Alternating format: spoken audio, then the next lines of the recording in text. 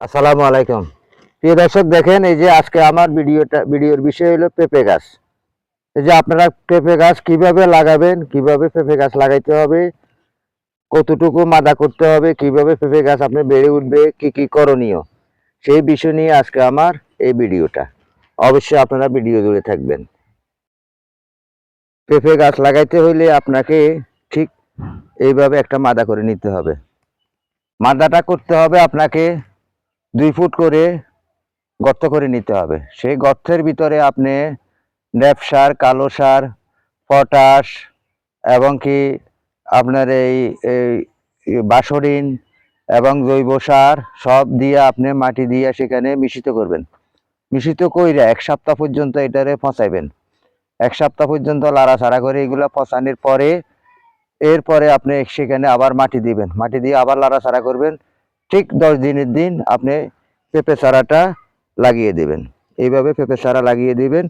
তবে হ্যাঁ, পেঁপে চারা লাগাবার সময় আপনার প্যাকেটের যখন খুলবেন প্যাকেটটা আধা ইঞ্চি কিন্তু উপরে থাকতে হবে। আর মাদাগুলো আপনারা উঁচ করে নিতে হবে।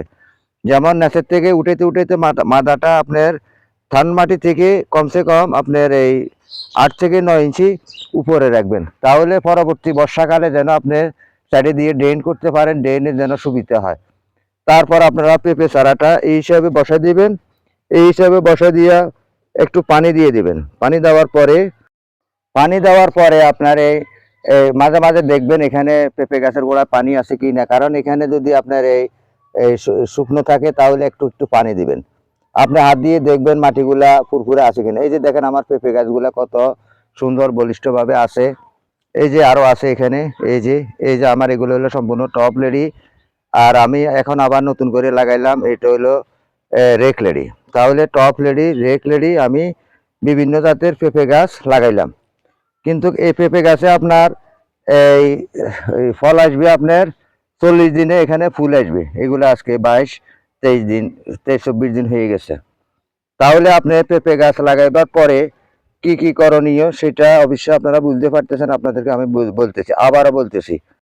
আপনি পেঁপে গাছ লাগাইবার 15 দিন পরে, লাগানোর 15 দিন পরে পেঁপে গাছে শিকড় ধরে, মাটিতে শিকড় ধরে। এবং কি প্লাস আমি কিন্তু এখানে লাগানোর 22 দিন পরে আমি সার দিলাম। এই যে চতুর্দিকে রিং করে আমি এখানে সার প্রয়োগ করলাম।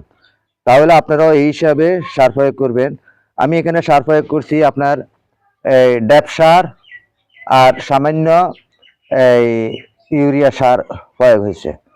এর পরবর্তীতে আমি আবার যখন লাগাইবার আমি 15 দিন পরে, যখন লাগানোর 15 দিন পরে শিকড় ধরছে, আমি কিন্তু 22 দিনের দিন সার প্রয়োগ করছি। এখন আবার 22 থেকে আবার আগামী মাসের 22 তারিখ, মানে 1 মাস পরে কিংবা 1.5 মাস পরে আবার আমি সেখানে সার প্রয়োগ করবো। কারণ পেঁপে গাছে একটু আপনার দেখতে হবে যে এখানে সারের প্রয়োজন আছে কিনা। তাহলে সেই হিসাবে আপনারা সার প্রয়োগ করবেন। আর বিশেষ করে আপনারা দেখবেন পাতা কোনো কোঁকড়ায় গেছে কিনা। আর পেঁপে গাছের গোড়াতে কোনো প্রকারের মাটি থাকতে পারবে না। পেঁপে গাছের গোড়াতে কোনো মাটি, আলাদা মাটি দিতে পারবেন না। যেটা লাগাবেন সেটাই থাকবে। সেখান থেকে পেঁপে গাছ নিজে মাটি ধরে নিবে। তাহলে ঠিক আপনারা এইভাবে উঁচু করে নেবেন। এই যে আমার এখানে উঁচু করে নিছি।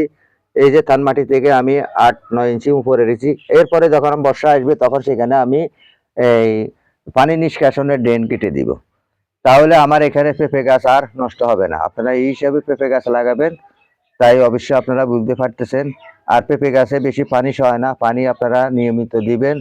এই ধরেন 4-5 দিন পর পর করে পানি দিবেন। আর তাছাড়া এর আগে দেখবেন গোড়ার মাটিগুলো ফুরফুরা হয়েছে কিনা, নিচে তস আছে কিনা একটু হাত দিয়ে কুটিয়ে দেখবেন। তাই এই হিসাবে পেঁপে গাছের যত্ন করবেন। তাই আমি আব্দুল মতিন, আদর্শ গ্রাম কৃষি ও মুরগির খামার, হাটাজারি, চট্টগ্রাম ইউটিউব চ্যানেল ও ফেসবুক পেজ থেকে বিদায় নিচ্ছি। আসসালামু আলাইকুম।